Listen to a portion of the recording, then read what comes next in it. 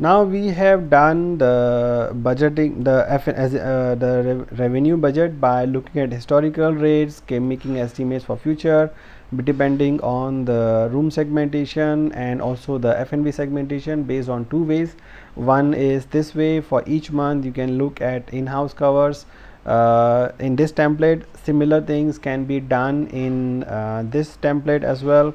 So it's up to you what template is convenient for you, this tabular format or that previous format that you are seeing. You will be able to use both. The result will be the same. So F&B revenue is budgeted based on your previous capture ratios for each meal period: breakfast, lunch and dinner, understanding how many customers you are getting from outside and what money they are spending on your meals in every month. So don't forget to write down the marketing calendar for both rooms and F&B, and what are the menu engineering or F&B marketing techniques that you're going to use in each month. It will help you not only with the revenue but also with the expense, which we will learn in this particular video. And also you can do the other operating departments budget. So here is the template as we seen other departments, as we seen that you need to do the budget based on the similar capture ratio and their average spending in the hotel on those activities, and if you are getting any outside customer from for these activities, for spa, for guest adventure activities, transportation, laundry and everything else. Now the expenses. So once you have done the revenue, so there are templates for making the expense budget. So now you get the revenue budget, right? You get $8,000 revenue, other expenses, you get the occupied room nights from the budget. Now the first thing which we have to do every measure is the labor cost. So how are we going to do the labor cost budget? So labor cost budget is I'm sharing you one template for one department. You can do the similar template for every other department.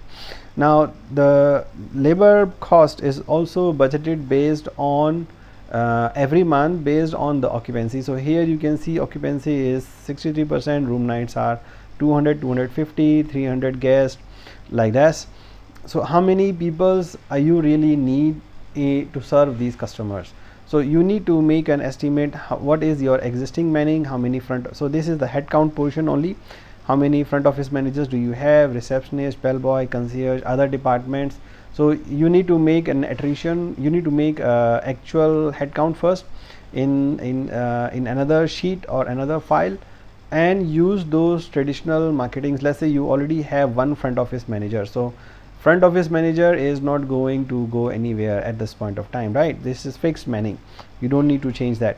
But if you think that you may want to, maybe you have an indication that your front office manager is going to retire or he may resign based on the previous history of turnover. Maybe your front office manager is leaving every year or every 2 months. You can make an estimate that the guy may go or leave. If let's say you make an estimate that is gonna this person may leave, you may want to do the attrition in those months. If you know already that you're gonna promote somebody, let's say you may have succession plan and this front office manager will be promoted to director of rooms, so means you may need to change the person. So and it may take some time, or you may not fill up that position in any way. In fact, you're gonna have a director of room instead of front office manager. So you can make out the plan. Okay, let's say you make an assumption that you are going to make a judgment, make a new plan in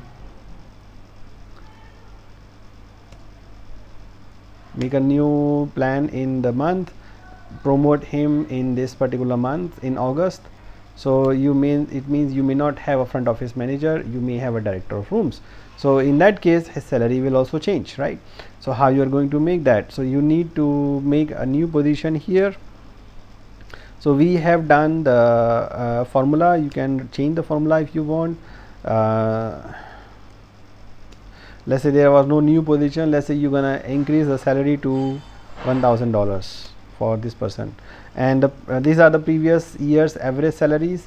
let's say you're gonna increase 5% salary every year to them. So now you can make a plan. Okay, so now you got the budgeting for your room division for one position, right? So $945 for front office manager for first 4 months, and then he gonna get promoted to 1200. So the position will remain the same, position will change. Now you may ask why we just didn't change the salary here manually. Well, that is not a right practice to do, because in that case you don't know what was the reason in the future. You can make comments, but it's not a very good practice to do. It's better to separate the lines, make a new formula altogether. Now let's say you have two receptionists. Another factor in labor cost is, apart from planning for succession and planning for promotions, is attrition. So what is the attrition? Now let's say you have 3 concierge peoples in your hotel. So if your labor turnover is, let's say, 25% every year on in rooms department, means 25%. So you have 25% means that at least one person will resign somewhere in the month. So you can make a, based on the previous records, you can estimate in which month the attritions are normally happening, in which month the resignations are normally happening. Let's say they happen up in April, or they happen mostly in September. So it means that you mean to put at least one person in attrition. When we put the attrition, normally the person resigned first. You may have to leave the position empty for some time. You may be able to find the person immediately, or you may not be able to find the person immediately. So it depends on how efficient your HR is. Let's say in September you're gonna this person is going to leave. You're gonna have only 2 people in this particular month, and then from October onwards you're gonna have 3 people again.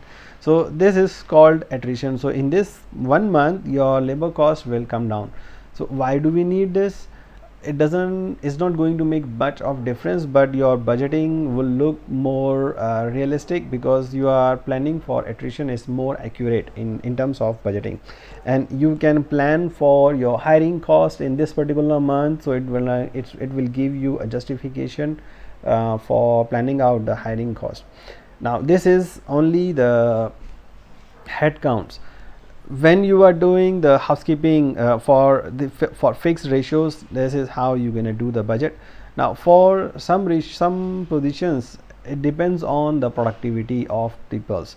So for example, housekeeping, you are giving 10 credits for every day, or 5 credits every day to the 5 rooms to clean every day to the housekeeping staff.